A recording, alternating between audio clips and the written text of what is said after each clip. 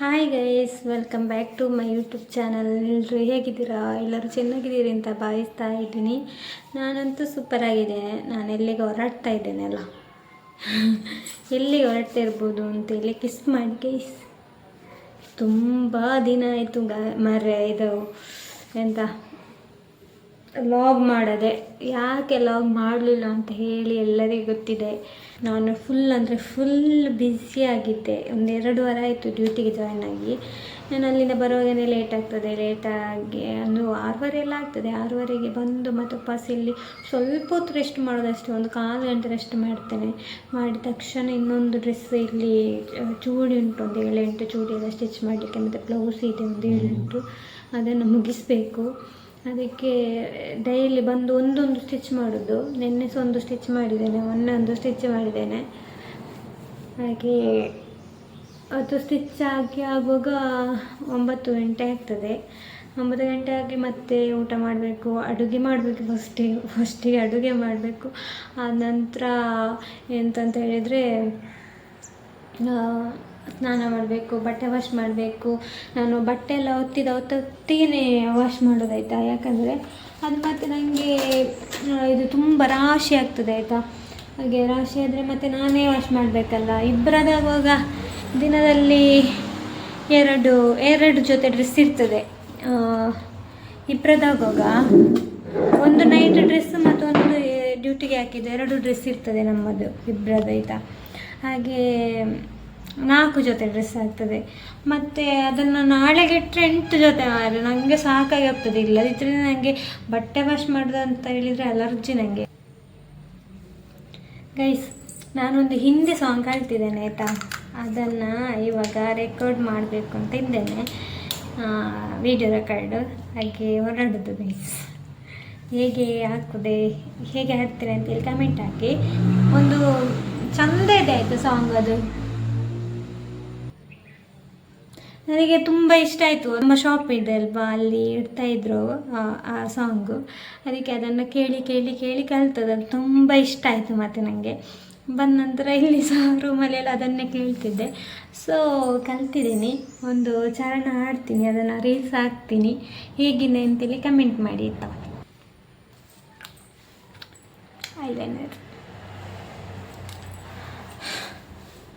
Song record ಮಾಡಲಿಕ್ಕೆ ನೋಡಿ ಇಷ್ಟು ಹೊರಡಬೇಕು ಗೈಸ್. ನೋಡಿ, ನಾನೇನು ಜಾಸ್ತಿ ಮೇಕಪ್ ಏನು ಹಾಕಲಿಲ್ಲ ಮುಖಕ್ಕೆ. ಒಂದು ಇದು ಫೇಸ್ ಸ್ಕ್ಯಾನ್ ಹಿಡಿದವ್ರದ್ದು ಕ್ರೀಮ್ ಮಾತ್ರ ಹಾಕೋದು. ಅಬ್ಬಾ, ಸ್ಪ್ರೆಡ್ ಆಯಿತು ಮಾರ್ರೆ. ತುಂಬ ಜನ ಕೇಳಿದ್ರಿ ಅದರದ್ದು ಇದು ಅದೆಲ್ಲಿ ಸಿಗ್ತದೆ ಅಂತೆಲ್ಲ. ಮತ್ತು ಇದು ಮಾತ್ರ ಒಳ್ಳೆಯದಿದೆ ಪ್ರಾಡಕ್ಟ್. ನಾನು ಹಾಕಿ ಯೂಸ್ ಮಾಡಿದ್ದಕ್ಕೆ ನಾನು ಹೇಳ್ತಾ ಇರೋದು. ಬೇರೆಲ್ಲ ನಿಜವಾಗಿ ನನಗೆ ಇಷ್ಟ ಆಗೋದಿಲ್ಲ. ಹಾಗೆ ಇದಂತೂ ತುಂಬ ಚೆನ್ನಾಗಿದೆ, ನನಗೆ ತುಂಬ ಇಷ್ಟ ಆಯಿತು. ಶೈನಾಗಿ ಚೆಂದ ಕಾಣ್ತದೆ. ತುಂಬ ರೇರ್ ಮೇಕಪ್ ಏನು ಮಾಡಬೇಕಂತ ಇಲ್ಲ. ಸೊ ಹಾಗೆ ಈಗ ಸಂಜೆವರೆಗೆ ಸಹ ಹೀಗೆ ಇರ್ತದೆ ನಮ್ಮ ಸ್ಕಿನ್. ನೋಡಿ, ಈ ಥರನೇ ಇರ್ತದೆ ಬ್ರೈಟಾಗಿ. I like it product. ಇಲ್ಲದಿದ್ದರೆ ಫಾನ್ಸ್ ಮಾತ್ರ ಆಗ್ತಿದ್ದದ್ದು ನಾನು. ಹಾಗೆ ಮತ್ತು ಈಗ ಲೈವ್ ಇದೆ ಗೈಸ್. ಹಾಗೆ ಲೈವಿಗೆ ಸಹ ಹೊರಡಬೇಕು. ಲೈವ್ 2 ಗಂಟೆಗೆ. ಸೊ ನಾನೀಗ ಒಂದು ಸಾಂಗ್ ಪ್ರಾಕ್ಟೀಸ್ ಮಾಡಬೇಕು ಮೈನ್.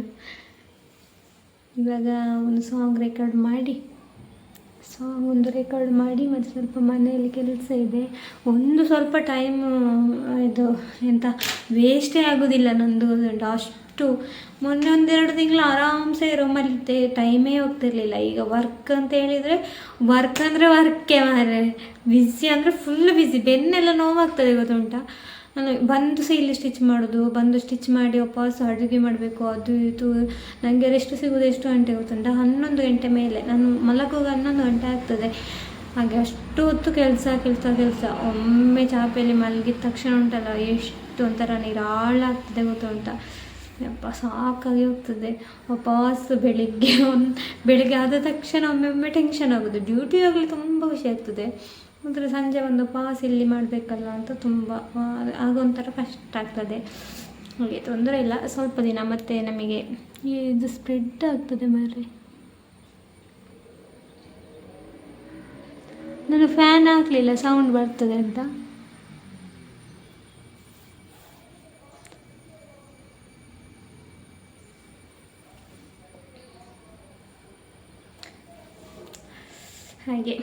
ಹಾಗೆಲ್ಲ ವಿಷಯ ಗೈಸ್. ಮತ್ತು ಇದು ಸಹ ಸ್ವಲ್ಪ ಮಿನಿ ಲಾಗ್, ಏನು ತುಂಬ ದೊಡ್ಡದಲ್ಲ, ತುಂಬ ದಿನ ಆಯ್ತಲ್ಲ ಲಾಗ್ ಎಲ್ಲ ಮಾಡಿದ್ದು, ಅದಕ್ಕೋಸ್ಕರ ಒಂದು ಲಾಗ್ ಮಾಡುವ ಅಂತ ಇತ್ತು. ಇವಾಗಷ್ಟೇ ಒಂದು ಟಾಪ್ ಎಲ್ಲ ಸ್ಟಿಚ್ ಮಾಡಿ ಅದನ್ನು ಫಿನಿಶ್ ಮಾಡಿ ಇಟ್ಟದಷ್ಟೇ. ಇನ್ನು ಗಂಟೆ ಬೇರೆ 12 ಗಂಟೆ ಆಗ್ತಾ ಬಂತು.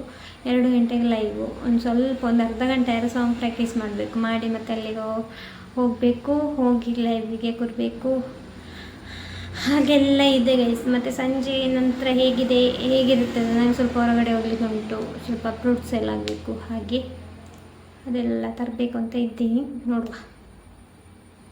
ನೋಡುವ ಆಯಿತು ಗೈಸ್. ಪರಂಗಿಪೇಟೆಗೆ ಹೋಗಬೇಕು ಅಂತ ನೋಡಬೇಕು, ಎಲ್ಲಿಗೆ ಹೋಗೋದು ಅಂತ. ಇಲ್ಲಿ ಹತ್ತಿರ ಇದೆ, ಅಲ್ಲೇ ಒಂದು ಶಾಪಿಗೆ ಫ್ರೂಟ್ಸ್ ಎಲ್ಲ ತರಬೇಕು. ತುಂಬ ನನಗೆ ಆಸೆ ಆಗ್ತಾ ಉಂಟು ಫ್ರೂಟ್ಸ್ ಎಲ್ಲ ತಿನ್ನಬೇಕು ಅಂತ. ಎಂತೆಲ್ಲ ಗೈಸ್, ಎಲ್ಲ ಖಾಲಿಯಾಗಿದೆ. ಹಾಗೆ ಸರಿ ಗೈಸ್, ಇನ್ನು ಮತ್ತೆ ಸಿಗ್ತೇನೆ. ಈಗ ನಾನು ರೆಕಾರ್ಡಿಂಗ್ ಮಾಡಬೇಕು, ಡ್ರೆಸ್ ಚೇಂಜ್ ಮಾಡಬೇಕಷ್ಟೇ. ರೆಕಾರ್ಡಿಂಗ್ ಮಾಡಿದ ಮೇಲೆ ಅದನ್ನು ಅಪ್ಲೋಡ್ ಮಾಡಬೇಕು. ತುಂಬ ದಿನ ಆಯಿತು ರೀಲ್ಸ್ ಎಲ್ಲ ಅಪ್ಲೋಡ್ ಮಾಡಿದೆ. ಈ ಸಾಂಗ್ ಹೇಗಿದೆ ಅಂತ ಹೇಳಿ ಒಂದು ಸಣ್ಣ ಪ್ರಯತ್ನ, ಎಲ್ಲರೂ ಕಮೆಂಟ್ ಹಾಕಿ ಆಯಿತಾ. ಬಾಯ್ ಬಾಯ್. ಹಾಗೆ ಯಾರೆಲ್ಲ ನನ್ನ ಚಾನಲನ್ನು ಸಬ್ಸ್ಕ್ರೈಬ್ ಮಾಡಲಿಲ್ಲ ಪ್ಲೀಸ್ ಸಬ್ಸ್ಕ್ರೈಬ್ ಮಾಡಿ. ಹಾಗೆ ವಿಡಿಯೋನ ಶೇರ್ ಮಾಡೋದವರು ಶೇರ್ ಮಾಡಿ, ಹಾಗೆ ಲೈಕ್ ಮಾಡಿ, ಕಮೆಂಟ್ ಮಾಡಿ ಅಂತ ಹೇಳ್ತಾ ಎಲ್ಲರಿಗೂ ಬಾಯ್ ಬಾಯ್.